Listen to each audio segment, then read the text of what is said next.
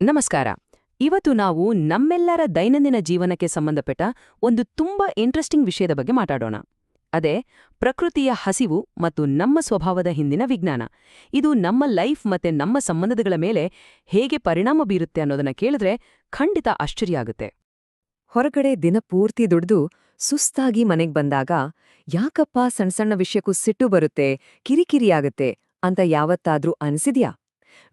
ಈ ಒಂದು common feeling ಇದೆಯಲ್ಲ, ಇದ್ರ ಹಿಂದೆ ಒಂದು ಸೈಂಟಿಫಿಕ್ ಕಾರಣ ಇದೆ. ಅದೇನೆಂದು ನೋಡೋಣ. ಇದರ ಮೂಲ ಕಾರಣ ಏನಂತ ತಿಳ್ಕೋಬೇಕು ಅಂದ್ರೆ, ನಾವು ಮೊದಲು ಸಿಟಿ ಫೆಟೀಗ್ ಅಂದ್ರೆ ನಗರ ಜೀವನದ ಆಯಾಸದ ಬಗ್ಗೆ ಸ್ವಲ್ಪ ಅರ್ಥ ಮಾಡ್ಕೋಬೇಕು. ಇವತ್ತಿನ ಫಾಸ್ಟ್ ಲೈಫ್, ಅದರಲ್ಲೂ ಸಿಟಿಗಳಲ್ಲಿ ನಮ್ಮ ಜೀವನನೇ ಒಂದು ರೇಸ್ ಥರ ಆಗ್ಬಿಟ್ಟಿದೆ ಅಲ್ವಾ? ಬೆಳಗ್ಗೆ ನಾವು ಎದ್ದಾಗ ಎಷ್ಟು ಫ್ರೆಶ್ ಆಗಿ ಎನರ್ಜಿಯಿಂದ ಇರ್ತೀವೋ, ಆ ಎನರ್ಜಿ ದಿನ ಕಳೆಯುತ್ತಾ ಸಂಜೆ ಆಗೋಷ್ಟ್ರಲ್ಲಿ ಪೂರ್ತಿಯಾಗಿ ಡ್ರೈನ್ ಆಗ್ಬಿಟ್ಟಿರುತ್ತೆ. ಬೆಳಗಿನ ಆ ಉತ್ಸಾಹ ಸಂಜೆ ಹೊತ್ತಿಗೆ ಸುಸ್ತಾಗಿ ಬದಲಾಗತ್ತೆ. ಮನೆ ತಲುಪುವಾಗ ನಾವು ಮೆಂಟಲಿ ಮತ್ತು ಫಿಸಿಕಲಿ ಕಂಪ್ಲೀಟಾಗಿ ಖಾಲಿಯಾಗಿರ್ತೀವಿ. ಸರಿ, ಈ ಸುಸ್ತು, ಈ ಕಿರಿಕಿರಿ ಇದೆಯಲ್ಲ, ಇದಕ್ಕೆ ಒಂದು ಸ್ಪೆಸಿಫಿಕ್ ಹೆಸರಿದೆ ಗೊತ್ತಾ? ಅದನ್ನೇ ಪ್ರಕೃತಿಯ ಹಸಿವು ಅಂತ ಕರೆಯೋದು. ಹಾಗಾದ್ರೆ ಏನಿದು ಪ್ರಕೃತಿಯ ಹಸಿವು ಅಂದ್ರೆ? ಪ್ರಕೃತಿಯ ಹಸಿವು ಅಂದ್ರೆ ಸಿಂಪಲ್ ಆಗಿ ಹೇಳೋದಾದ್ರೆ, ನಮ್ಮ ಮನಸ್ಸು ಮತ್ತು ದೇಹ ಎರಡೂ ಕಂಪ್ಲೀಟಾಗಿ ಟಯರ್ಡ್ ಆಗಿ ಶಾಂತಿಗಾಗಿ ಒಂಥರ ರೀಚಾರ್ಜ್ ಆಗೋದಕ್ಕೆ ಹಂಬಲ್ಸೋ ಒಂದು ಸ್ಟೇಜ್. ಇದು ಬರೀ ಬಾಡಿ ಟಯರ್ಡ್ನೆಸ್ ಅಲ್ಲ, ಇದಕ್ಕಿಂತ ಹೆಚ್ಚಾಗಿ ಇದು ಒಂದು ಮೆಂಟಲ್ ಎನರ್ಜಿಯ ಕೊರತೆ.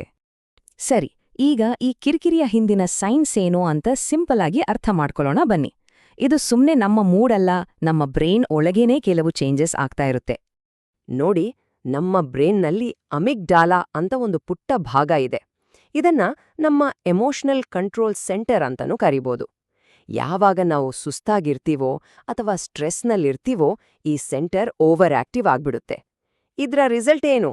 ಸಣ್ಣ ಪುಟ್ಟ ವಿಷಯಗಳಿಗೂ ನಾವು ಸಿಕ್ಕಾಪಟ್ಟೆ ಸಿದುಕಿನಿಂದ ರಿಯಾಕ್ಟ್ ಮಾಡ್ತೀವಿ. ಇಲ್ಲಿ ಇನ್ನೊಂದು ಇಂಟ್ರೆಸ್ಟಿಂಗ್ ವಿಷಯ ಏನಂದ್ರೆ, ನಮ್ಮ ಬಾಡಿಯಲ್ಲಾಗೋ ಕೆಮಿಕಲ್ ಚೇಂಜಸ್. ಶಾಂತವಾಗಿರೋ ಮನಸ್ಸಿಗೂ ಸುಸ್ತಾಗಿರೋ ಮನಸ್ಸಿಗೂ ಹೋಲ್ಸಿದ್ರೆ ಕಾರ್ಟಿಸಾಲ್ ಅನ್ನೋ ಸ್ಟ್ರೆಸ್ ಹಾರ್ಮೋನ್ ಲೆವೆಲ್ ಇದೆಯಲ್ಲ, ಅದು ಸುಸ್ತಾದ ಮನಸ್ಸಿನಲ್ಲಿ ಎಷ್ಟು ಜಾಸ್ತಿ ಇರುತ್ತೆ ಅಂದ್ರೆ, ಹಬ್ಬಾ, ಈ ಹೈ ಲೆವೆಲ್ ಸ್ಟ್ರೆಸ್ ಹಾರ್ಮೋನೇ ನಮ್ಮ ಕಿರಿಕಿರಿಯ ಅಸಲಿ ಕಾರಣ.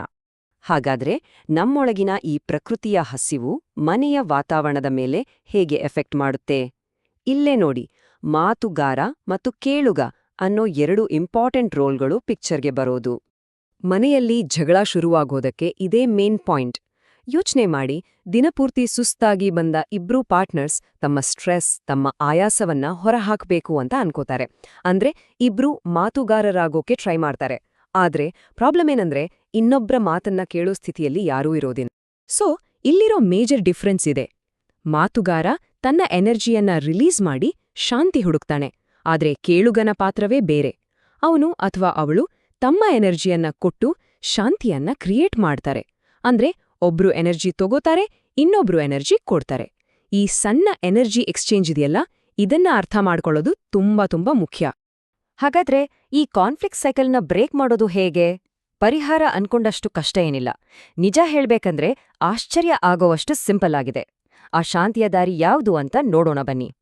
ಪೂಜ್ಯ ಗುರುದೇವ ಪಂಡಿತ್ ಶ್ರೀರಾಮ್ ಶರ್ಮಾ ಆಚಾರ್ಯರು ತುಂಬಾ ಸುಂದರವಾಗಿ ಹೀಗ್ ಹೇಳ್ತಾರೆ. ಪರಿಹಾರ ತುಂಬಾ ಸರಳ. ಒಬ್ಬರಿಗೊಬ್ಬರು ಕೇಳುಗರಾಗಿ ಮಾನವ ವಿದ್ಯುತ್ತಿನ ವಿಜ್ಞಾನವನ್ನು ಅರ್ಥ ಮಾಡಿಕೊಳ್ಳುವ ಮೂಲಕ ನಾವು ಮನೆಯನ್ನು ಸ್ವರ್ಗವನ್ನಾಗಿ ಮಾಡಬಹುದು. ನೋಡಿ, ಎಷ್ಟು ಅದ್ಭುತವಾದ ಮಾತು. ಹಾಗಾದ್ರೆ ಒಬ್ಬ ಒಳ್ಳೆ ಕೇಳುಗ ಆಗೋದು ಹೇಗೆ? ಅದಕ್ಕೆ ಇಲ್ಲಿದೆ 3 ಸಿಂಪಲ್ ಸ್ಟೆಪ್ಸ್. ಮೊದಲನೇದು, ಮನೆಗೆ ಬಂದ ನಿಮ್ಮ ಸಂಗಾತಿಯ ಪ್ರಕೃತಿಯ ಹಸಿವನ್ನು ಅಂದ್ರೆ ಅವರ ಆಯಾಸವನ್ನ, ಅವರ ಸುಸ್ತನ್ನ ಗುರುತಿಸಿ ಅರ್ಥ ಮಾಡ್ಕೊಳ್ಳಿ.